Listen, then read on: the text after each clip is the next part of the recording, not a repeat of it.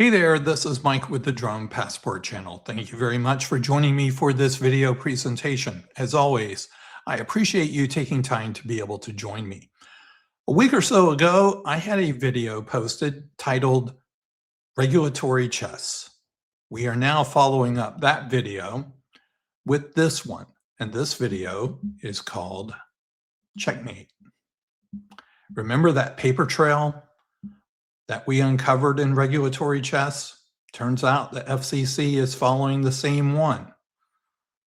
In our last deep dive, if you didn't watch that prior video, we traced the SkyRover controller back through a network of shell companies to DJI hardware. Two of those companies are the ones that the FCC just took direct aim at. If you have not seen that description, there will be a link above and also a link in the description that will point you to that video.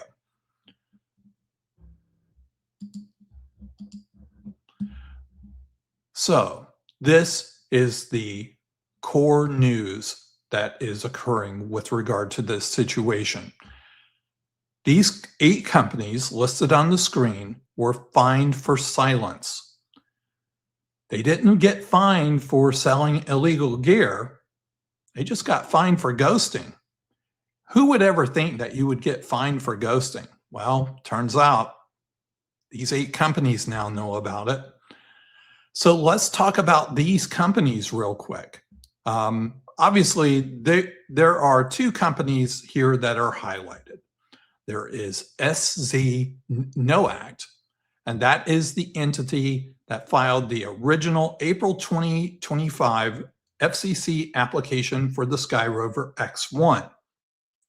Wavego Tech is the LLC shell that's based in Sacramento, California, with a Delaware registration address filed for the SkyRover S1 in July of 2025. The other 6 companies are broader DJI Link network that Conrad Iturbe's research identified, and we went into his research during the last presentation that we had. Now, this $25,000 fine is a proposed fine. It is by no means an exact fine that's in place, but it is a proposed fine. All right. So today, the recording of this video is July 13th. 7 days from now, there is a deadline that these companies have to adhere to. And basically, there are 3 questions that they are asking, or the FCC is asking these companies. Question number 1, are you marketing covered list equipment? This is the baseline ask. A simple yes or no, and with the appropriate supporting documentation. Question 2, are you a DJI shell company? This is the loaded question. The researchers have already found live DJI fly-safe server URLs buried inside the SkyRover code. The FCC knows what the researchers know. And question number 3, can you prove your independence? This is not a rhetorical question. They need to put their actual supply chain, corporate structure, and manufacturing relationships in writing to a federal enforcement bureau. Now, here is the fine print for 2029. In 2029, there is the extension that was just granted for all foreign-made drones, which allow all foreign-made drones to continue to provide updates to their respective drones via software updates, enhancements, etc. But that does not mean that it is a free pass. It is a conditional arrangement for companies playing by the rules. Ignoring those rules is not playing, or ignoring the letters from the FCC is not playing by the rules. And obviously, if you're ghosting the FCC, that's a potential problem. All right. And the FCC is proposing to close the grandfather loophole that we talked about in the prior video. This is the exact mechanism that got the SkyRover all-in-one controller authorization in the first place.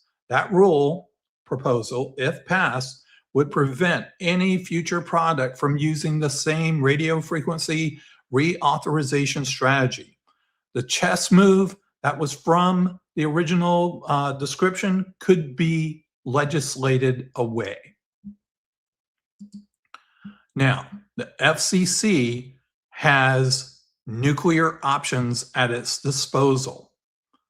And basically what they can do is they can basically say phase one or stage one, I guess, is the $25,000 fines for ignoring. Then a week from today, respond or else. Basically, this is a carved in stone hard deadline to prove that they are not DJI shell companies.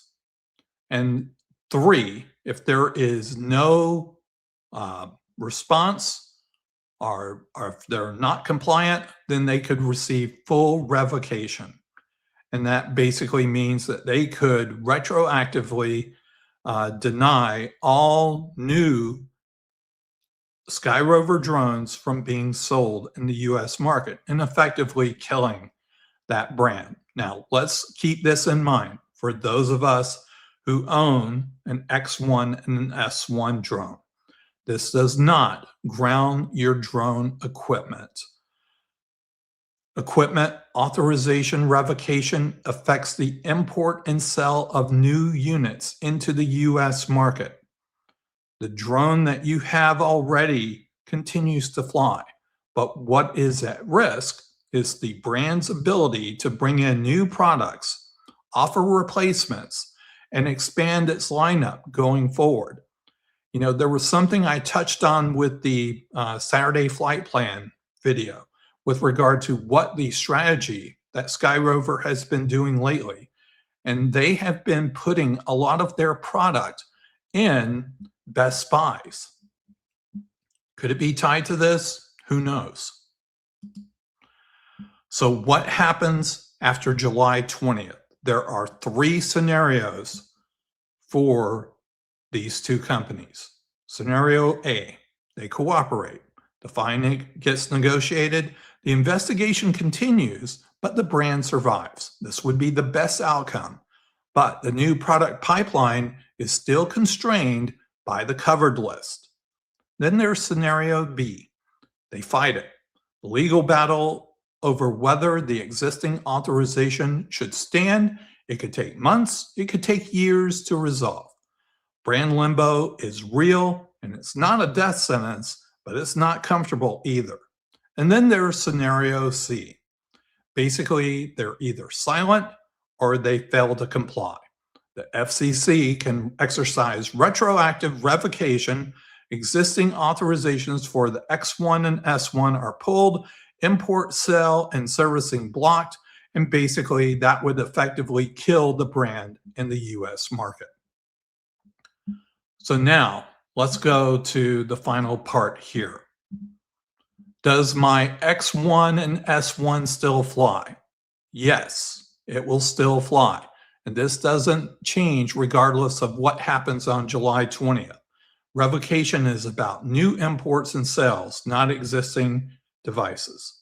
Number 2, will I still get firmware updates? Yes, under the current FCC rules until January 1, 2029, you will get firmware updates. But after that, it depends on the outcome of this investigation. Next question, can I buy a new SkyRover now? This is the uncertain one. As I mentioned, Best Buy has been increasing their inventory of SkyRover drones. So existing inventory can still be sold from current stock.